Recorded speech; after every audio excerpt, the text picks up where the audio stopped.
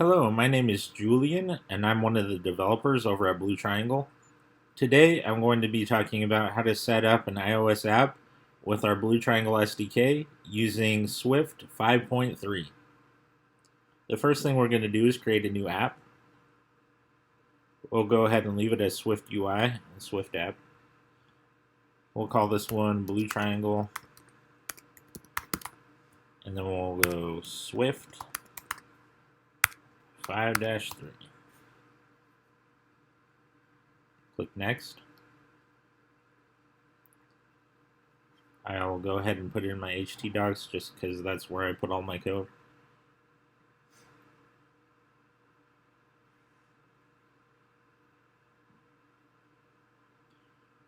And what this does is it creates a shell for you of a Swift 5.3 application. So the next thing we're going to have to do is go ahead and add our pod. So the way you do that is you'll go over to the terminal. I'll go ahead and do clear. And I'm in my htdocs folder, so I'll do an ls. And then I'll look for my Blue Triangle Swift 5.3. Okay, now that we're inside the folder, we're going to do a pod in it. And what this does is it creates a pod file inside the Blue Triangle Swift 5.3 folder. So what we can do is let's do an ls and make sure it's in there. And then we can do vim and pod file. And now we're editing our pod file. We'll go down here, past this comment, do Shift I so we're in insert mode, and then we'll go ahead and add our pod. And what you want to do is go over to our website and get this link, CocoaPod says Blue Triangle SDK iOS. And right here, it has what our pod is named, so we'll go ahead and copy that. We'll go back to our terminal, and we'll paste that in there. I'll add some space just for readability. I'll escape, and then do right quit to write our vim. And now that we've done that, we could do a pod install.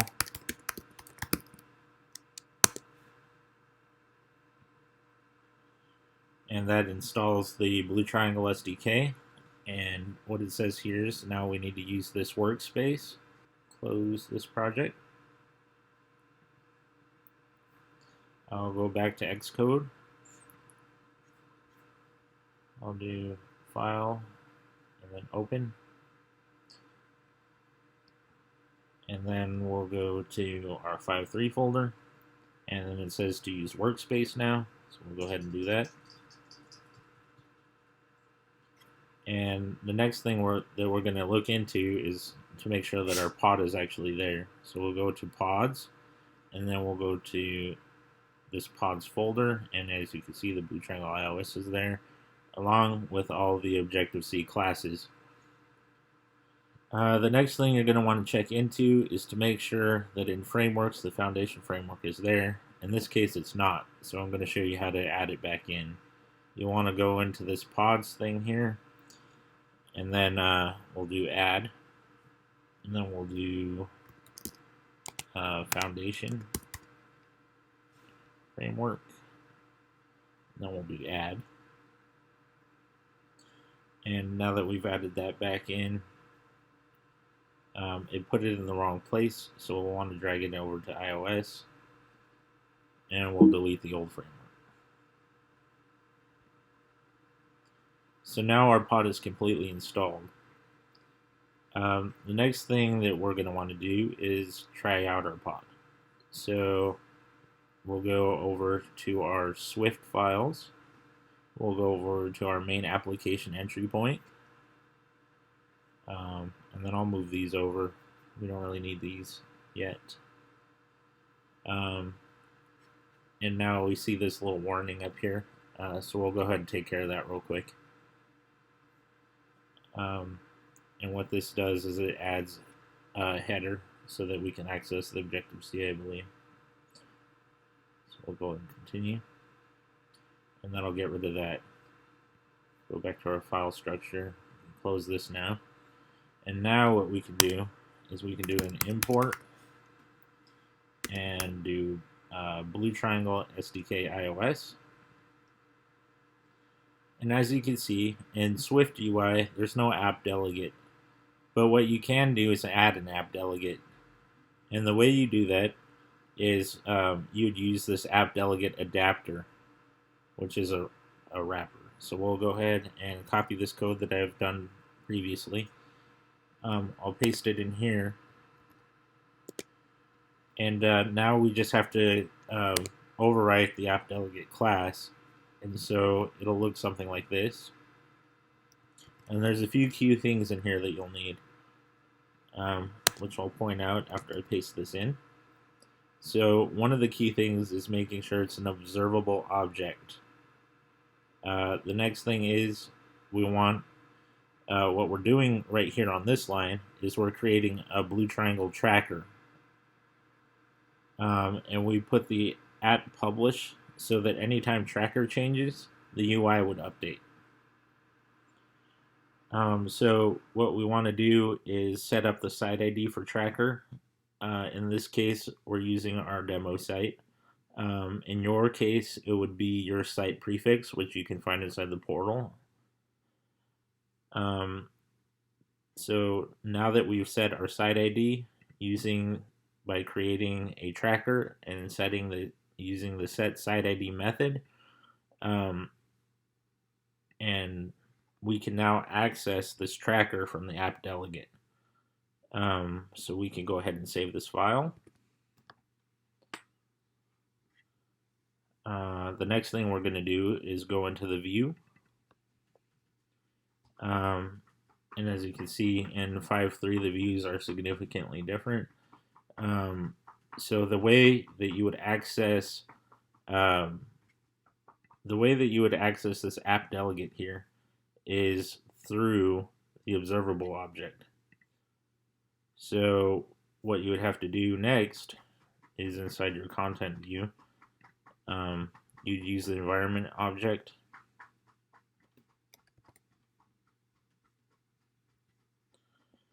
And then inside this content view, we can actually get an instance of our app delegate to be able to access the tracker variable. So now that we can access our tracker variable, we can actually submit timers, but first we have to create a timer. So let's create a couple of buttons. So inside our body of our view, underneath the hello world text, we can add a couple of buttons here. And we also need to define our timer.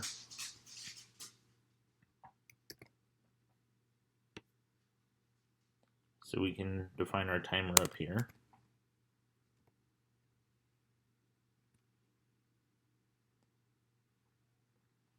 And we also have to import our Blue Triangle SDK.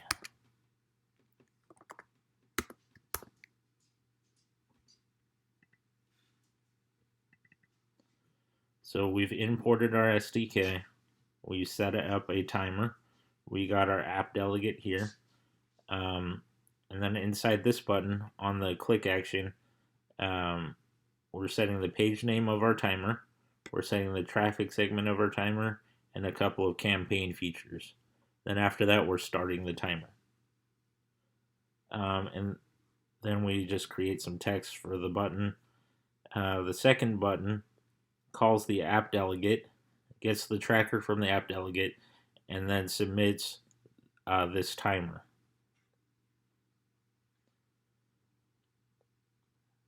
So let's go ahead and save this. I'll change the target to iPhone 12. And we'll go ahead and build.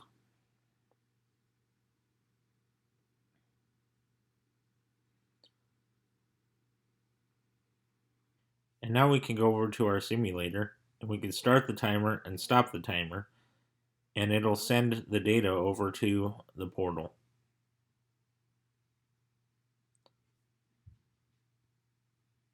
We can go and check the portal now by logging in. Then you're going to want to go to Real User and Performance Detail. You'll get this page. I already have this one set up so that it's in our demo site. Page views will increase every time you click the button. It takes about 3 minutes for the data to populate in this view. Some filters that you're going to want to set up is the time period. I have this one set up for the last 24 hours. Another filter that you're definitely going to want to set is you're going to scroll down to the browsers and devices, and you're going to click native app. Once you do that, you'll get a screen similar to this. You'll see your page views, how long the timer took, the average amount of time. And then down here, this will populate with a scatter plot. And in this case, we only have 1 point because I only clicked the timer once. But if you click that 1 point, you can actually see down here in the table all the data that got sent. So you can see mobile iOS, the browser, which is the iOS version, and then any other things like custom variables will also show up here. So that's it for this tutorial. Thank you for watching. Hope you have a nice day.